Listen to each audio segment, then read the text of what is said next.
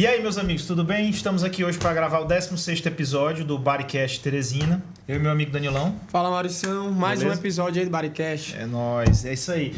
Cara, e hoje a gente está aqui com mais um convidado especial, assim como todos os outros que já vieram aqui. Hoje é o meu mentor da CPRE lá que eu tô me aventurando a aprender. Mais uma habilidade sua. E é o nosso chefe do sistema digestivo lá do Hospital Universitário, é o Dr. Daniel Dutra. Seja muito bem-vindo, meu amigo. É um prazer tê-lo aqui. E o nosso episódio hoje a gente vai meio que separar em duas partes. A gente vai falar mais de uma parte pessoal dele, de superação, que envolve a obesidade. E depois a gente vai falar da parte mais técnica da especialidade dele, que tem tudo a ver com a nossa especialidade também, que é aparelho digestivo, né? Isso aí, seja muito bem-vindo, Daniel. Por favor, se apresente. A casa é sua, Daniel. Então, eu sou endoscopista de formação, né? Já fiz algumas residências de clínica médica, gastroenterologia, mas hoje 99% do meu tempo é ocupado realmente com endoscopia, terapêutica endoscópica e cirurgia endoscópica de maneira geral, né?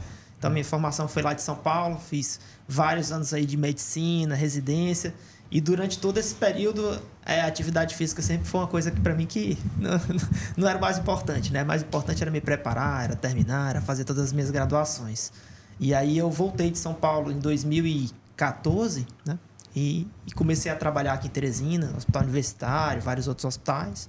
E quando eu em 2000, o meu problema maior de saúde mesmo foi em 2016, né? Foi quando eu realmente estava bem pesado, estava pesando em torno de 100 quilos. E comecei a ter alguns problemas aí de saúde, então, né? O auge foi depois da residência? Foi. Quando eu entrei no curso de medicina, não era tão gordo assim, eu era um biotipo normal, né? Mas aí foi passando os anos, sempre estudando. A atividade física era uma coisa secundária para mim, de alimentação também. Então, não foi uma coisa que eu ganhei o peso assim, da noite pro dia. Ele foi aumentando aos pouquinhos, ano a ano, até quando chegou no auge ali em 2016, que eu tava aí realmente com cerca de 100 quilos e alguns probleminhas de saúde. Show de bola. O Daniel foi meu residente na época que eu era interno no HGV, né?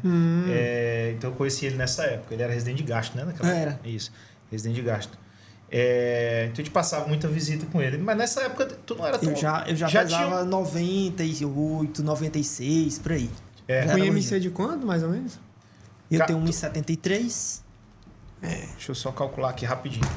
E aí, cara... Você chegou a ficar com pré-diabético, hipertenso, alguma coisa? Eu cheguei a ficar... Foi em 2016, que eu cheguei a ter uns picos pressóricos, assim. Cheguei a ter uma arritmia cardíaca também.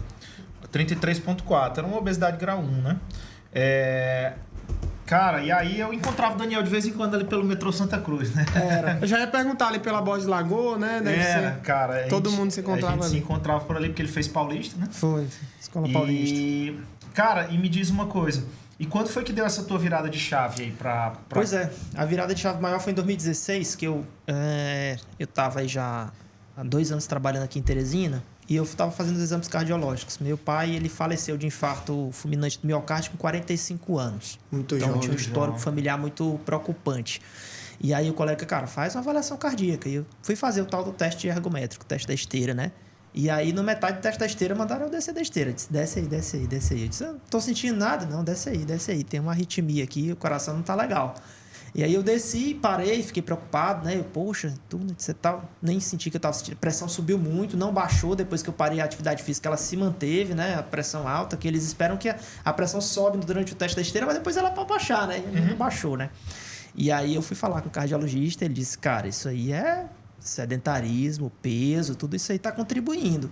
Juntando com o teu histórico familiar, que teu pai faleceu com 45 anos de infarto fulminante, tá virando que meio uma bomba relógio aí. Aí foi quando eu comecei. Nessa época tu tinha quantos anos? Hoje tu tem quanto? Eu tava com 30... Hoje eu tenho 41. Eu tava com 36, 30...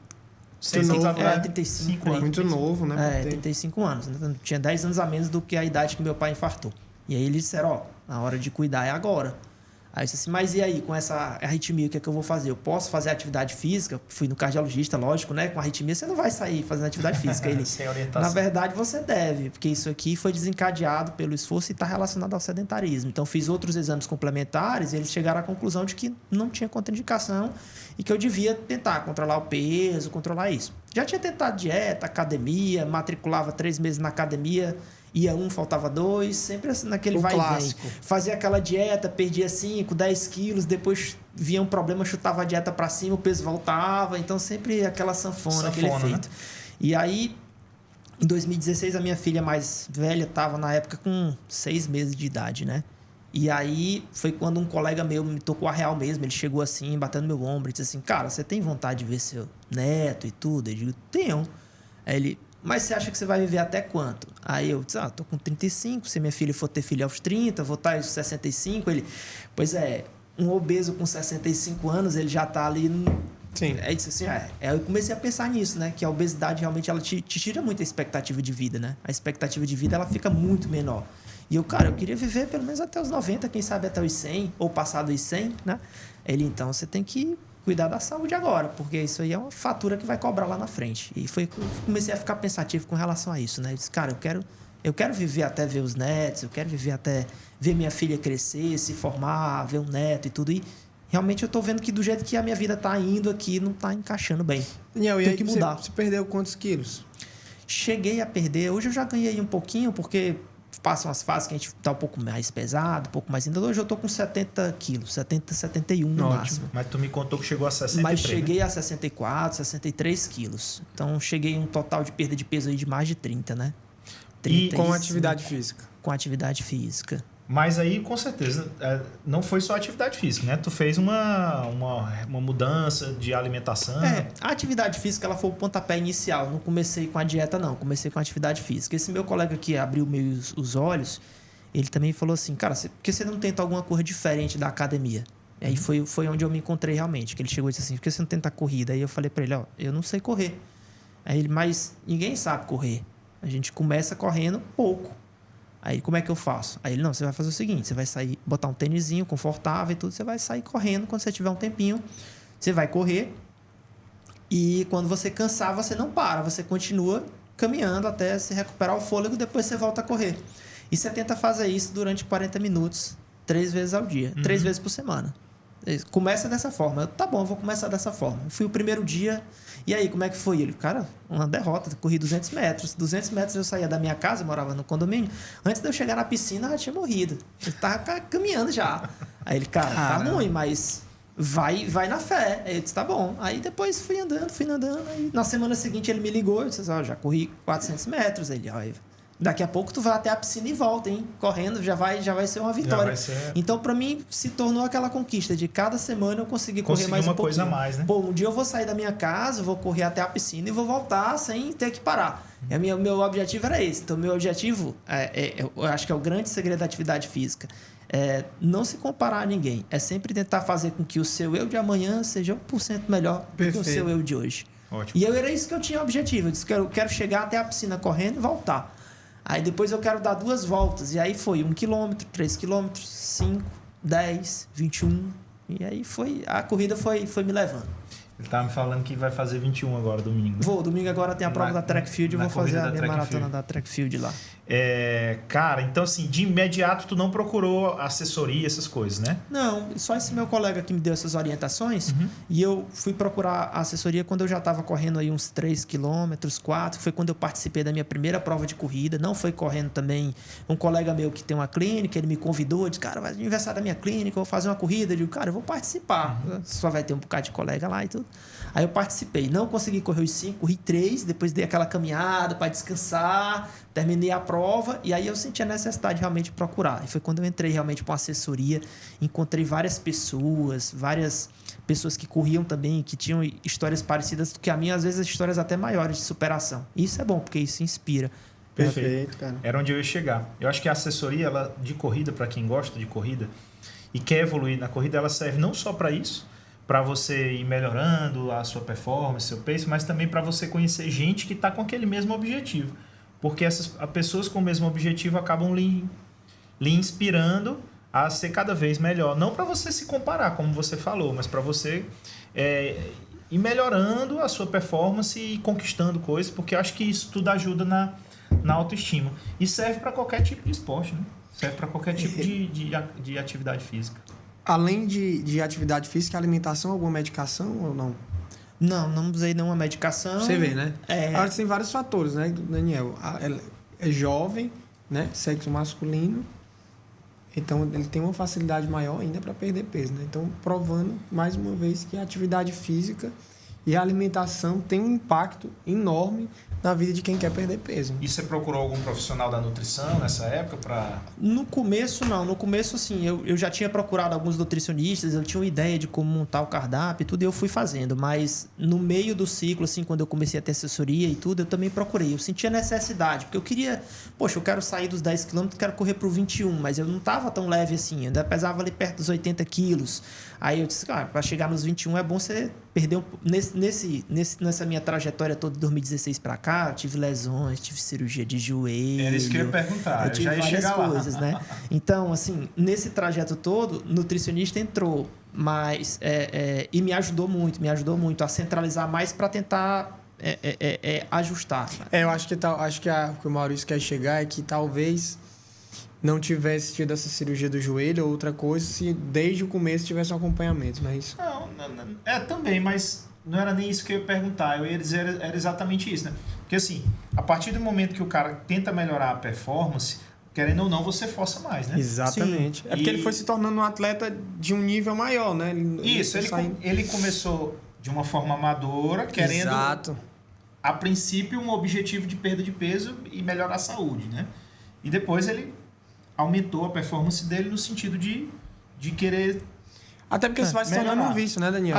A minha cirurgia do joelho não foi nem culpa da corrida. Às vezes o pessoal me pergunta, viu, foi correr, lesionou o joelho. Na verdade, é uma lesão que eu já tinha. Eu tinha um ligamento rompido, um ligamento cruzado anterior do joelho. Coisa mais antiga, né? Era antigo devido a um acidente que eu tive. Só terminou de... Só que quando eu comecei como eu não usava o joelho, porque eu não fazia atividade física, Exato. ele não me fazia falta. Então, a partir do momento que eu comecei a correr, aí o joelho começou a ter um desgaste, porque eu comecei a forçar, independente do esporte que eu fosse fazer, eu teria que corrigir aquela deficiência, aquele ligamento. Se fosse fazer isso, tênis, ou futebol, ou corrida, eu teria que ter feito aquela cirurgia. E essa tua lesão, ela foi muito próximo do começo da corrida? Ou foi mais pra Não, frente? foi mais para trás. Foi assim que eu me formei em medicina. Eu tive essa lesão, só que falei com o ortopedista, ele disse, você vai fazer atividade física agora? Ele disse, não, eu vou fazer residência, estudar. Ele, esquece, vai operar isso depois. E aí, quando eu... Era rotura parcial na época? Era rotura total. Total? Total. Mas a minha musculatura era bem adaptada, não sentia falta. Mas quando eu comecei a correr, eu comecei a sentir realmente que A necessidade estava de gerando corrigir. desgaste. É interessante a história do Daniel, que a gente conversou sobre isso, acho que até falou nas redes sociais, né? A quantidade de médicos, acho que 70% dos médicos não são sedentários, né? Foi. Teve uma médico estatística como que em a geral, AFA né? lançou, Eu vi. Você viu? Então, realmente a gente está vendo aqui um retrato, né? E de superação, né? Porque eu acho que qualquer pessoa consegue.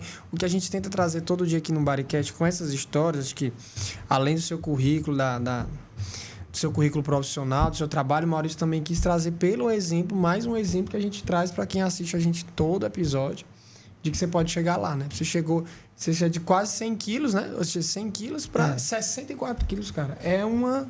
Pronto, é Impressionante. exatamente isso que a gente sempre tenta falar aqui no Bodycast, que o Danilo acabou de falar. A gente quer sempre mostrar que, independente da técnica que você escolha, seja conservador, ou se Tratamento clínico seja ou cirúrgico, se seja endoscópico, para conseguir saúde, perder peso, você precisa de foco e mudança de mentalidade, né? Sempre, né?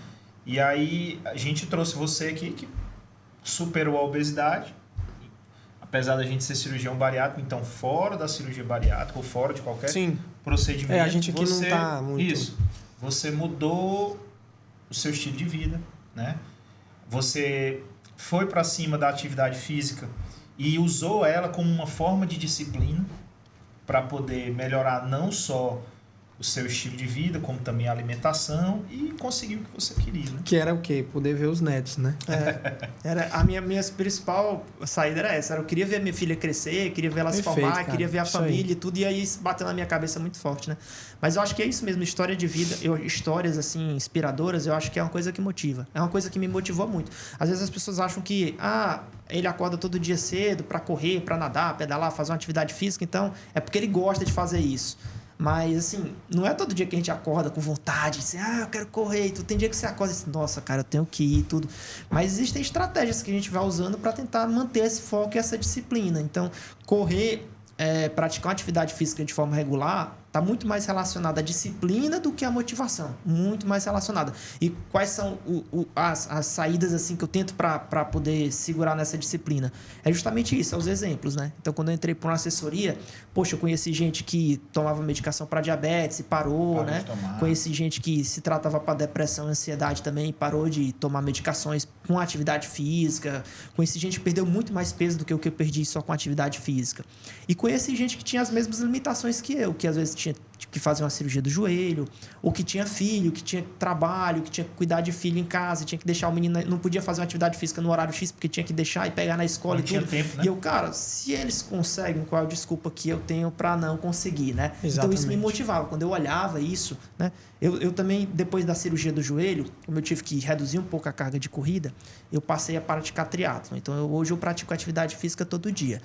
Nem todo dia eu corro para não desgastar o joelho, mas um dia eu nado, um dia eu pedalo, um dia eu corro e eu faço algumas provas de triatlo. Já cheguei a fazer aquela prova do Ironman 70.3. E o de Santa Catarina, né? Eu fiz em Maceió. O Ironman 70.3, 6 horas e 20, 6 horas e 30 de prova. E quando eu tava lá, minha primeira prova, eu tava lá morrendo de medo. Eu disse, cara, o que eu tô fazendo aqui? Eu não tenho nada a ver com isso. Uma prova de 6 horas, eu não preciso fazer isso. Será que eu vou conseguir, cara? Eu trabalho, eu estudo e tudo. Quando eu olhei pro meu... Eu me posicionei lá atrás da largada, fiquei com medo. Digo, não, vou lá atrás, só deve ter atleta de elite e tudo, etc. Eu fiquei lá atrás com medo danado. Quando eu olhei pro meu lado, tinha um cara com uma perna só. E ele tava sorrindo, contente e tudo, vamos lá, não sei o quê. E tudo. Eu fiquei olhando, cara, o cara tá com a perna só e tá do meu lado. Qual é a desculpa que eu tenho pra não largar com ele? Qual é a desculpa que eu tenho pra não, pelo menos, tentar terminar essa prova com ele? Eu digo, cara, vamos lá, cara, tu tá aqui, vamos lá. E eu fui. Só lembra pra Agora é gente uma preparação aí, grande, né? Só fazer lembra um pra Ironman gente desse. aí quanto que é de cada lá.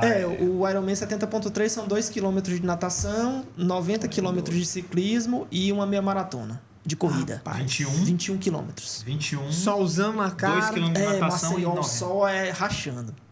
Foi em Maceió que eu fiz, o sol rachando.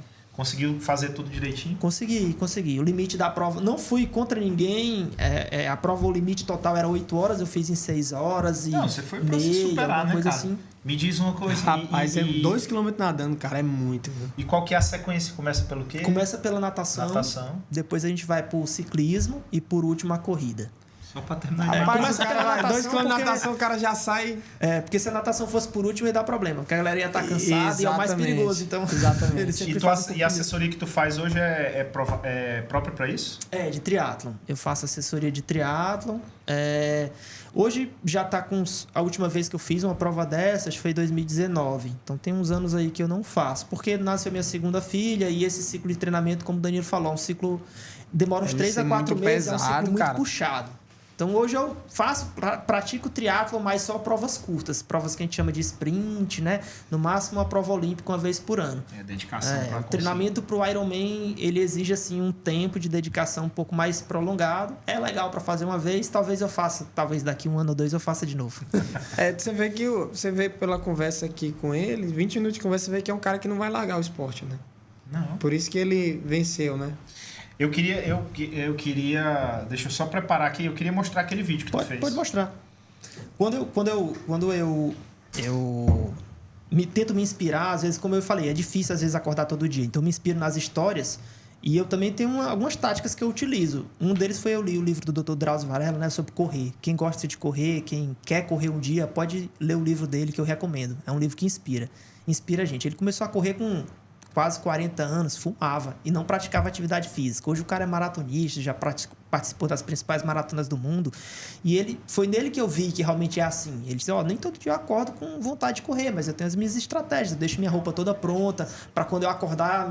Quando a gente acorda, a mente sempre tenta sabotar. O sono tá bom, fica mais um pouquinho, deixa para correr amanhã e tudo. Ele já deixa a roupa pronta para não ter desculpa, sai. E uma das coisas que ele falou que faz no livro e eu que faço muito hoje é, quando eu quero me manter no ciclo, me manter na disciplina, me manter no foco, eu me inscrevo para uma prova daqui a 2 ou 3 meses ou 4 meses. Então, para te garantir uma preparação. Essa prova da Track Field que eu vou fazer agora, eu me inscrevi para ela em janeiro desse ano. Em janeiro desse ano eu me inscrevi para a prova da Track Field, eu estava voltando de uma lesão que eu tive, uma fascite plantar, e eu precisava treinar regular. Eu disse, cara, vou me inscrever para essa prova aqui em abril, que aí eu já tenho um compromisso em abril, eu tenho que cumprir isso aqui. Então eu me inscrevo na forma de me disciplinar para dizer assim, eu tenho que fazer meu ciclo de treinamento, eu tenho que acordar cedo e treinar, porque senão no dia lá eu não vou conseguir. Então... Hoje em dia você faz uma prova dessa, você já tem aquele sentimento de competição, não é mais só se superar, de quero chegar entre os primeiros, você já tem isso, né? Às vezes não de chegar entre os primeiros, mas de, tipo assim, fazer um tempo melhor do que eu sempre fiz. Tipo assim, a última que eu fiz em tantas horas, então dessa vez eu quero baixar, eu quero fazer um tempo menor, melhorar o pace. Competir consigo mesmo, né? É, isso aí eu tenho. De sempre tentar fazer, se eu fiz uma prova de 10, eu quero fazer uma de 21, se eu fiz uma de 21 em tanto tempo, eu quero fazer um tempo menor. Show de bola. Vamos lá, deixa eu só colocar aqui esse...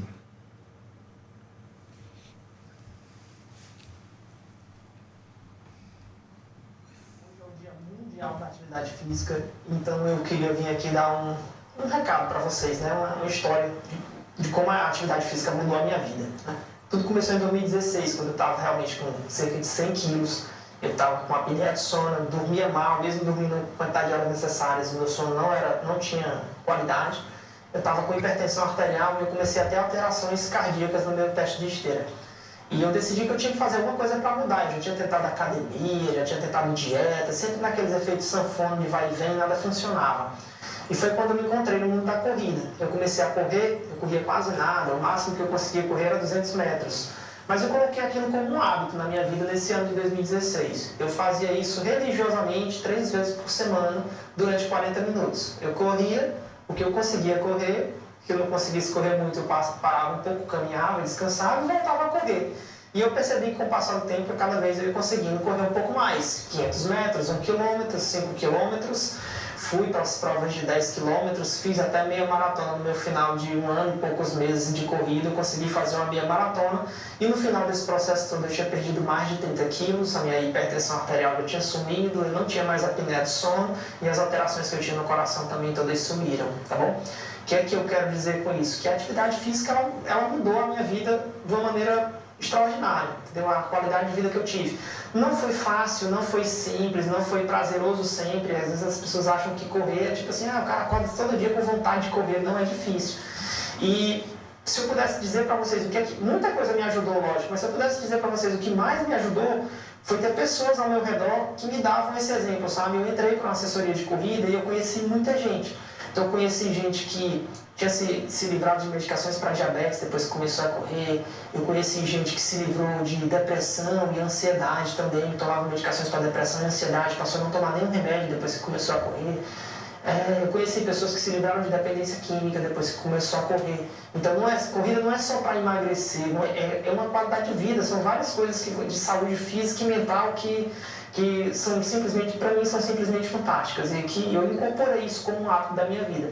Não foi fácil e o que eu mais fiz, que mais me ajudou realmente nesse hábito foi isso, foi estar perto dessas pessoas que para mim eram exemplos. Eu sempre achava que, cara, não dá, eu trabalho muito, eu cuido de filho, eu faço isso, eu faço aquilo. Só que eu percebia que as pessoas que estavam ali correndo comigo faziam tudo que eu fazia também. Eles também tinham filhos, eles também tinham um trabalho puxado, tinha semanas que era mais difícil, menos difícil. E eu percebi, cara, eu sou só mais um, então eu vou entrar nessa também, eu vou conseguir me encaixar. E eu fui. Então, poxa, eu tô aqui só para dar realmente esse depoimento de como a atividade física mudou a minha vida. Hoje eu não sou só mais corredor, hoje eu sou triatleta amador, nado, corro, pedalo. A atividade física passou a ser uma coisa que eu não faço só 3 vezes ao dia, ou 3 vezes por semana, mas praticamente todos os dias eu pratico algum tipo de atividade física e isso traz uma saúde física e mental para mim sem igual, tá bom?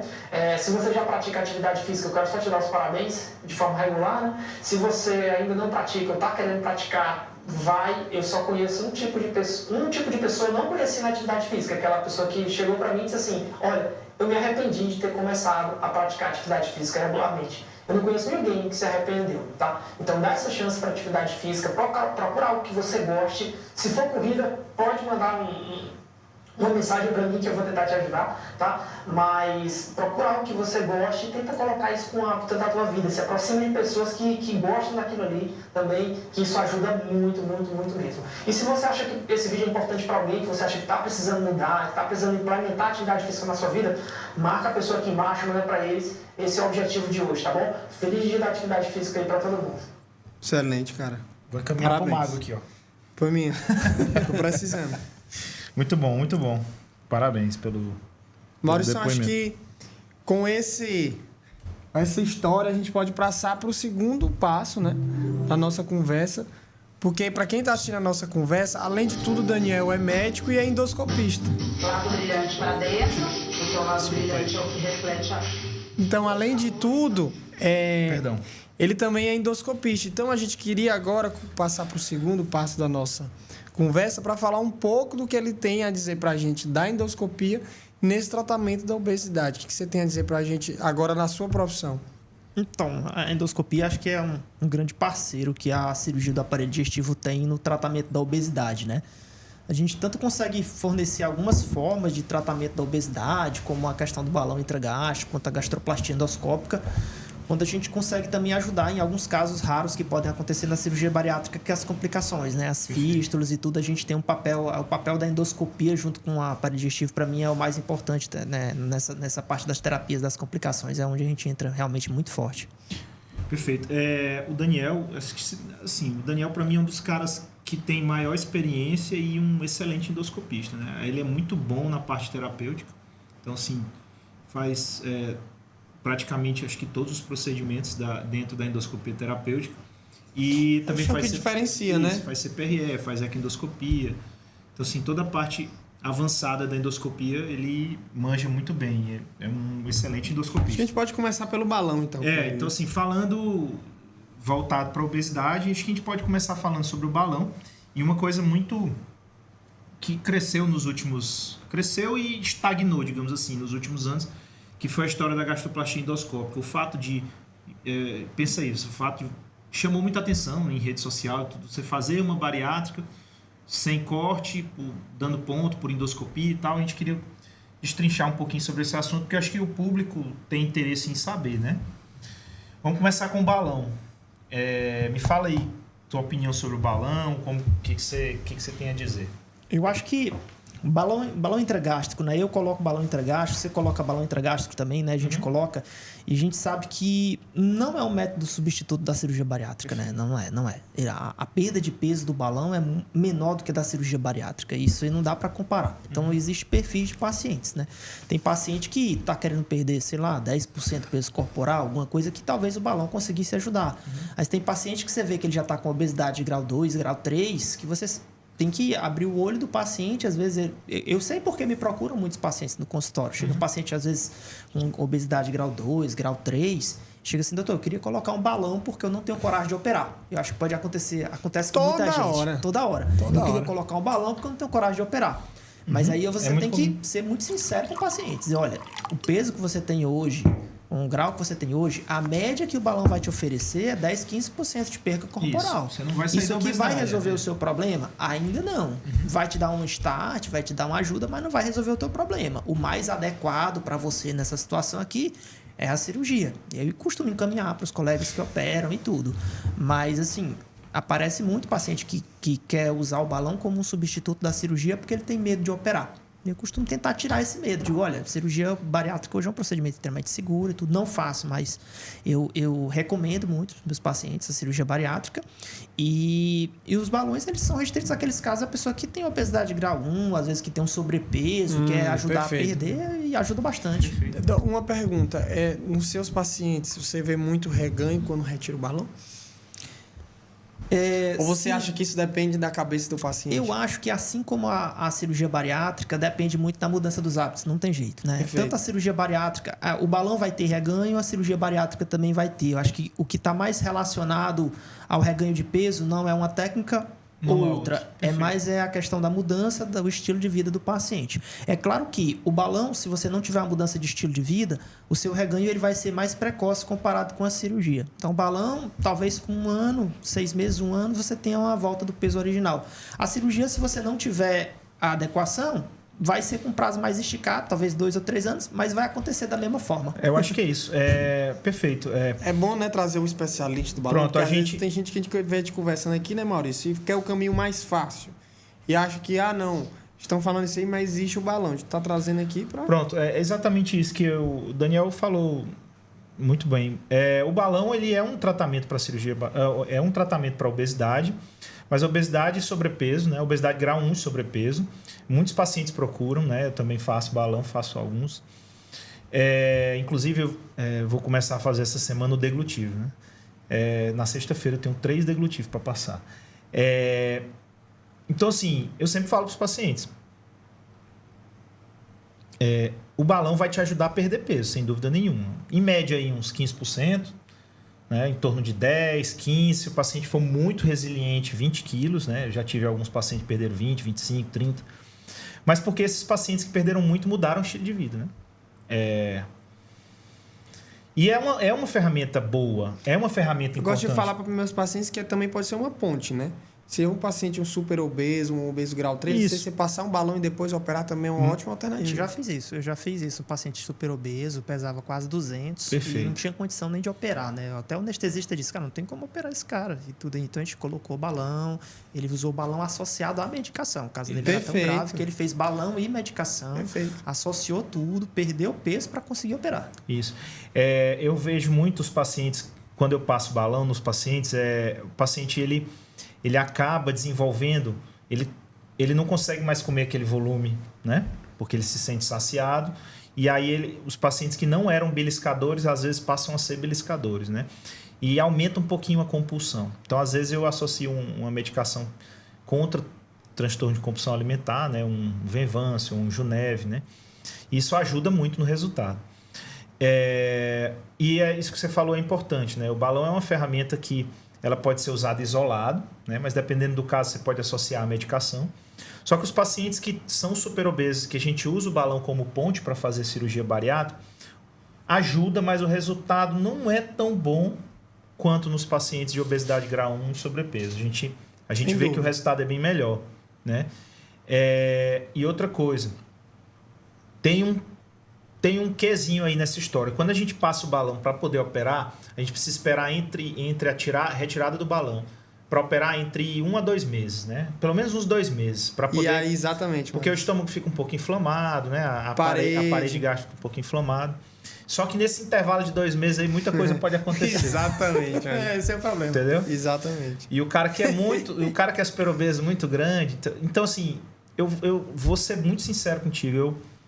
Essa indicação aí de balão antes de operar com super obeso, eu meio que abandonei. Porque posso fazer se o paciente quiser, mas eu meio que abandonei exatamente por isso. Mas eu acho que assim... A cirurgia logo na retirada do balão não é boa, porque a parede está muito espessada, você precisa de uma carga mais espessa, o grampeador às vezes não pega bem, sangra e tudo. Então, às vezes, a gente prefere evitar. Mas o que eu acho que até o que o Daniel falou é que assim, um paciente com 200 quilos, você tem que usar todas as armas para você garantir uma cirurgia, né? Isso. É porque realmente assim, a nossa cada caso é um caso. A nossa epidemiologia em Teresina não é tanto desses pacientes super obesos. Aparece um perdido aqui, daqui 1 ano e tudo. Não é uma coisa, mas é uma estratégia boa.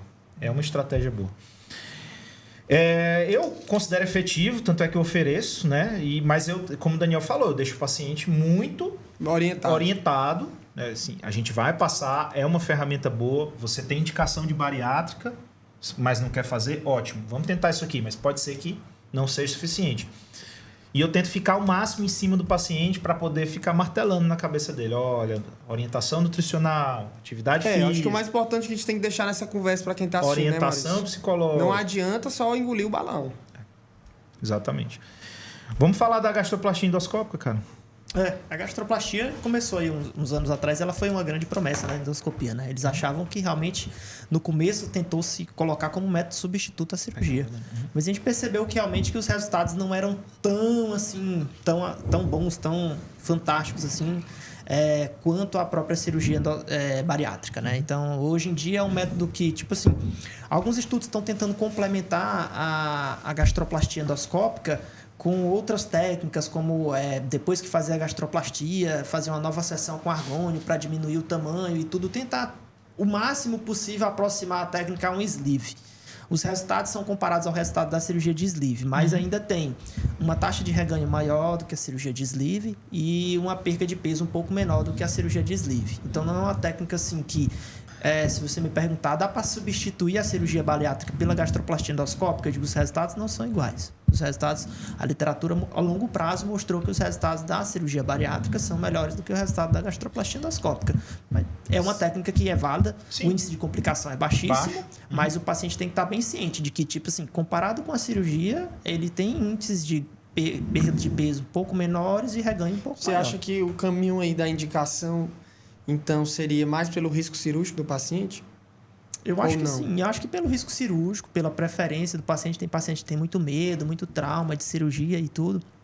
Gastroplastia é um exame simples, dá para ir de alta até no mesmo dia, fazer modalidade hospital-dia, né? Mas eu acho que hoje em dia, o que é que eu indico mais? Realmente é os pacientes com obesidade, grau 1 e sobrepeso, balão, quando precisa, e acima disso, cirurgia. Eu acho, cara, concordo. Assim, com o tempo, os trabalhos e as casuísticas mostraram que a gastroplastia endoscópica, o resultado é muito parecido com a do balão. Em alguns pacientes, você pode até conseguir sim, um resultado um pouquinho melhor e tudo, mas não destoa muito. E isso aí tá bem longe ainda do resultado da cirurgia bariátrica em si, né? Eu acho que toda técnica que surge é válida, né? Eu acho que o paciente fica à vontade para decidir o que ele quer fazer. Eu acho que toda técnica é válida. Vai da gente se especializar para poder oferecer isso para os pacientes. Mas a gente observa que do mesmo jeito que o balão tem a recidiva e a gente acaba indo para a cirurgia, em alguns casos, a gastroplastia endoscópica também teve, né? Sim. Então, uma dúvida que eu tenho, cara, em relação a ela, para ti, assim, eu confesso que eu nunca me interessei em aprender a fazer ela, né? Que é normal, né, Maurício? Você faz Sim, isso. porque como eu ofereço a cirurgia bariátrica, eu não me interessei muito em aprender ela. Apesar de eu ter sido aluno dos caras que eu fui aluno do Galvão, do Eduardo Greco e tudo, né? Lá do ABC, né? Então, os caras que difundiram, o Thiago Nunes. Isso. Nunca me interessei muito, mas a minha dúvida é só em relação ao fundo gástrico, cara. Porque por conta de você usar um endoscópio aquele endoscópio mais calibroso, de duplo canal, né? Uhum. E por conta da angulação, você não consegue fazer na retrovisão o ponto pegando o fundo gástrico, né? Talvez isso aí ajude a, digamos assim, a diminuir um pouco a eficácia da técnica, né? Porque, assim, lá para baixo, antro, corpo médio, Vocês distal, conseguem fazer o formato. e corpo alto, você consegue fazer a aplicatura e tal. E talvez o fundo ainda fique um pouquinho. A gente sabe que o fundo é muito importante na fisiologia hormonal, né? Da bariátrica. E de sintomas e tudo. Então, chegou a fazer alguns casos, né? De gastroplastia endoscópica. O que tu tem a dizer mais ou menos sobre Realmente, isso? na técnica da gastroplastia endoscópica, o fundo gástrico realmente ele fica preservado. A gente não consegue suturar fundo gástrico. Eles nem recomendam, né? O Galvão, quando a gente fez o curso com eles lá, com o Greco, ele diz, olha, o fundo gástrico é muito mais irrigado e tudo, então a gente sutura até a divisão do corpo com o fundo, mas o fundo gástrico a gente meio que preserva. Até pelo risco de pegar gasto curto, né? Isso eu acho que é um dos talvez seja um dos motivos para os resultados serem um pouco mais aquém comparado realmente com o sleeve, né? O fato do fundo gástrico ser preservado lá. É uma teoria muito válida, assim, Eu fiz alguns casos no começo da gastroplastia endoscópica, muita gente procurou, a gente fez alguns casos no começo, mas hoje em dia é mais raro, Hoje em dia mais é balão, ou então a gente indica para cirurgia. Tem um cara em Fortaleza que faz muito, que é o Helmut. O realmente faz muito. Tem uma casuística boa. Então, inclusive, tem alguns pacientes que saem daqui para ir lá. E eu já atendi alguns pacientes daqui que fizeram lá com ele e voltaram para tentar outra coisa, né? No caso, a cirurgia bariátrica. Né? É isso. E, cara, vamos lá. E Tocar num ponto agora mais delicado. de... Complicações, né? E a endoscopia. Não, eu não ia puxar, não era nem isso, não. Eu ia puxar, na verdade, tirando essa parte de tratamentos endoscópicos para obesidade, opções. O que a obesidade atrapalha ou aumenta de risco nos pacientes que vão fazer qualquer procedimento endoscópico? Assim, o que você tem a me dizer sobre isso? Hoje a gente tem até recomendações internacionais, né, da Sociedade Americana de Anestesiologistas e tudo. Eu sou preceptor da residência de endoscopia lá do Hospital Universitário, então estou sempre me atualizando com relação a isso e tudo. E eles falam, né, sobre essa questão de sedação e endoscopia, o quão seguro é sedar um paciente para fazer uma endoscopia ou uma colonoscopia. E nos trabalhos, meta-análises gigantescas dos Estados Unidos, eles falam, o principal fator de risco para um paciente evoluir mal durante uma sedação de endoscopia ou de colonoscopia, por exemplo, o fator de risco mais relacionado foi a obesidade, não foi a idade. Eles tentaram correlacionar a idade, pegaram pacientes de 70, 80, 90 anos e eles não conseguiram correlacionar que isso era um risco maior para a sedação do que um paciente de 30 ou de 40. Mas eles conseguiram documentar de maneira bem nítida mesmo que os pacientes com obesidade, eles tinham mais complicações da sedação do que os pacientes não obesos. Foi o principal fator de risco. Né? Foi esse e aquela classificação que eles têm de ASA, né? ASA 1, 2, 3, 4, 5. Então, todos os pacientes ASA 3 e todos os pacientes com obesidade. A idade, por incrível que pareça, ela não foi implicada como um fator de risco para a sedação. É que nem o Chesley falou naquele episódio, que o paciente é obeso, ele já entra como ASA 3, né? E se você for ver na classificação de ASA, idade, né? Mas o ASA, ele já coloca obesidade, inclusive na classificação nova do ASA, ele já coloca o obeso grau 3, ele já separa o ASA só pelo grau de obesidade. O grau de grau 1 e 2, ASA 2, não lembro se eu estou falando o número certo, mas eu sei que a partir do obeso grau 3 ele já joga um ASA acima. E o que você acha da obesidade em relação à parte técnica mesmo da endoscopia? O que você acha que atrapalha? Que muda alguma coisa? Eu acho que, sim, a parte da sedação realmente é o mais difícil, né? Então, fazer endoscopia, fazer qualquer procedimento endoscópico no obeso tem um risco maior derivado da sedação, do paciente saturar, não evoluir bem. Mas, tecnicamente, a endoscopia, eu acho que talvez, assim, fica um pouco maior de pressão abdominal, né? Acho que talvez fique mais difícil a mobilização. Os procedimentos endoscópicos mais complexos, como, por exemplo, uma CPRE ou um ESD, ele pode realmente dificultar pelo fato do paciente ter uma pressão abdominal maior, alguma coisa assim, realmente pode dificultar. Perfeito. Eu acho que só na colonoscopia, né? A obesidade ajuda um pouquinho, porque fixa ali a alça e você consegue subir mais tranquilo o aparelho, né? Fora isso. Mas eu acho que, beleza. Isso aí. Alguma Podemos perguntinha? passar? Eu queria te perguntar, tocar num ponto um pouco mais delicado, que é como que você vê o papel dessa endoscopia, como que você vê o papel das novas técnicas endoscópicas para tratamento de possíveis fístulas, né? Complicações, né? Complicações da cirurgia bariátrica, graças a Deus a gente nunca teve nenhuma, mas que pode acontecer com qualquer um. O que você tem a dizer sobre a endoscopia nesse tratamento? Porque a gente sabe que antigamente era uma coisa bem mais... Tinha que abrir barriga, tinha que botar dreno, e hoje em dia a gente vê que um bom endoscopista, ele consegue resolver muito a vida do paciente, né? Eu acho que se existe um papel onde a endoscopia mais evoluiu realmente na parte, não foi nem na questão das terapias para obesidade, mas foi nessa parte realmente de ajudar nas complicações. Perfeito, hoje a gente sabe que é raro, né? A cirurgia bariátrica hoje é muito segura, é raríssimo ter as fístulas, mas acontece.